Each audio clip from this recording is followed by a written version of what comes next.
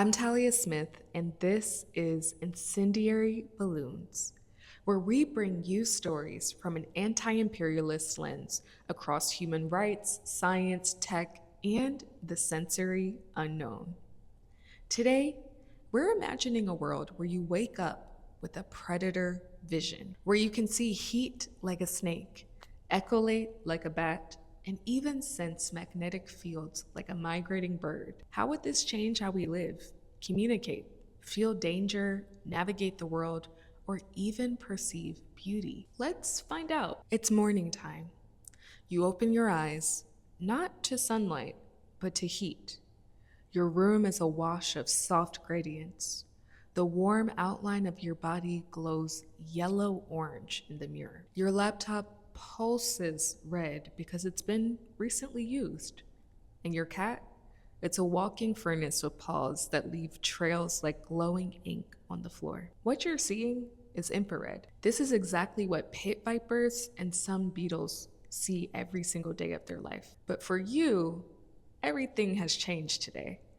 Clothes, for example, might just be useless camouflage or garments. If someone's hiding, their body heat instantly gives them away. A lie detector test? Not necessary. You see blood rush to someone's face the moment that they're nervous. Nighttime essentially becomes meaningless. Even in total darkness, your world remains lit. Cars driving by aren't headlights, they're hot engines. Tire friction and body heat inside make it a combustion of red hot infrared. Arguments about who touched the thermostat are over, they're a thing of the past. You just see it straight radiating from off the wall of whose fingerprints have been left on the thermostat. But it's not all easy. Overstimulation is real. Every person in a crowd burns like a light bulb. Your eyes ache in the summertime. Restaurants are essentially a hellscape because there's so many ovens, bodies, and steam blending into one giant heat soup. And I can say as a neurodivergent person, I already relate to this. It sounds like I already live in infrared myself. But you see it blending into a heat soup, and to survive, society adapts. Buildings install cooling filters to reduce visual pollution because now visual pollution is an issue. Fashion shifts to thermal masking fabrics, and dating apps maybe even add a new category. Now imagine something different. You close your eyes, no light, no visuals, but you click your tongue and the world bounces back to you. Walls reflect differently than curtains. A stairway dips into your mental map. You walk around your apartment blindfolded, but you never miss a step. This is echolation, and some blind humans already do this. Let's say you're running late to work and you're rushing to the subway station. With echolation, you see the platform edge before you step too close. You hear a person shift their weight behind you before they speak. Over time, your brain adapts, and the shape of sound becomes as reliable as sight. Libraries become silent mazes, too quiet to echolate in. Soundproof rooms feel like sensory deprivation tanks. At nighttime, and for those who love nightclubs or concerts, the world is chaos. Bass waves ripple across bodies, and you see arms raise before your eyes even register it. Some cities respond by building echolation-friendly zones, so architecture that reflects sound clearly, which would be the most echolation-friendly form of architecture. But for those who are trained in it, walls speak. Elevators hum with different tones. Even running water draws outlines in your head. But the gift comes with a cost. Loud spaces can become blinding, and your sense of sight and sound are now internally linked. So too much sound could hurt your quote-unquote vision. Now let's change scenery a bit. Let's time travel.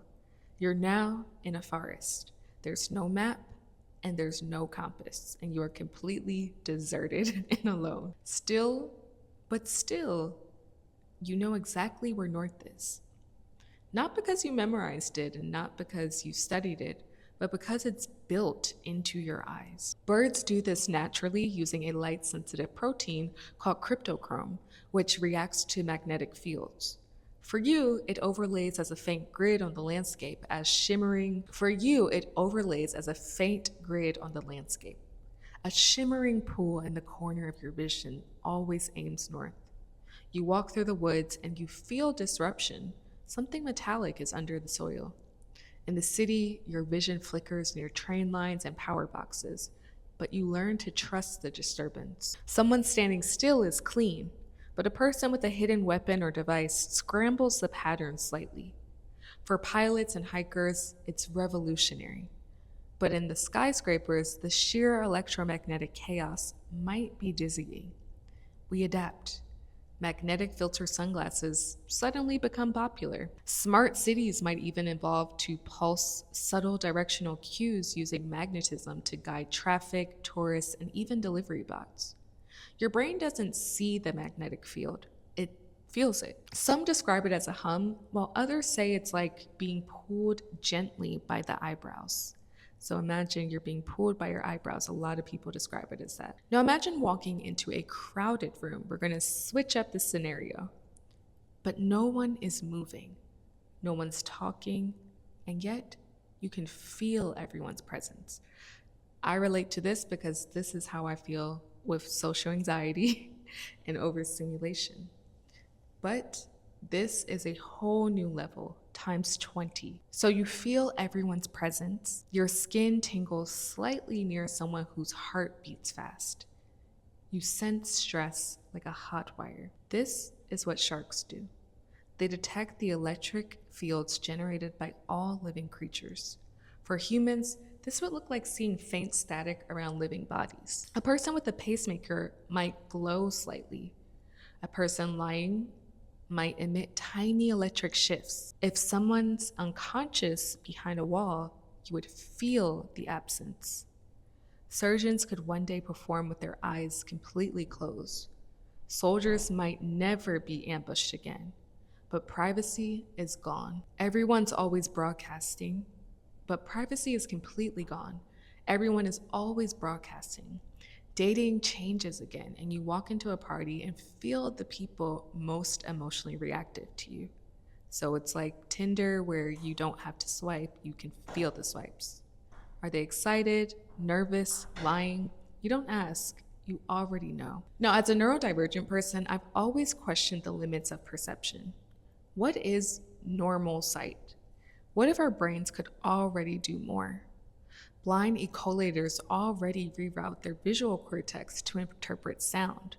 That means our brains aren't rigid, they're modular. With the right input or adaptation, we could unlock entire sensory systems. People with synesthesia prove this. One person hears jazz and sees blue. One person might hear jazz and see blue and gold spirals. Another might taste cinnamon when they hear the word Friday. These aren't metaphors. Their brain maps senses together. These aren't metaphors. It's just that their brain maps senses together. For autistic people or those with ADHD, sensory processing is often more intense. Fluorescent lights aren't just bright, they're painful. Some people may even feel patterns that others ignore. Many sense overstimulation not as a discomfort, but as a noise that their brain won't filter out. Now, this shows us something important. Perception is built, not fixed. And if sensory experience is that flexible, the idea of seeing like a snake or navigating like a bird is less science fiction and more neuroplasticity waiting to happen. We may never evolve predator senses the way animals did, but we might build them. Infrared contacts are being tested currently right now. Brain-computer interfaces are already decoding neural signals, and prosthetic limbs are starting to return touch and even heat feedback to users. In the future, a child might grow up with 6 senses and not realize that it's unusual. A rescue worker might wear a suit that directs electric signals, and a refugee could navigate at night with magnetic overlays. Senses might become downloadable, so to say. But who controls that access? I think that is the most important question to ask. Who profits from expanding human perception? In a world where seeing more could be power, who gets to see? Our world is already full of invisible layers, whether it's heat, magnetism, sound, or electricity. Predators use them to survive. And maybe one day we will too. Because seeing isn't believing, understanding is. I'm Talia Smith, and this is Incendiary Balloons. Stay curious, stay critical, and imagine more than you ever can.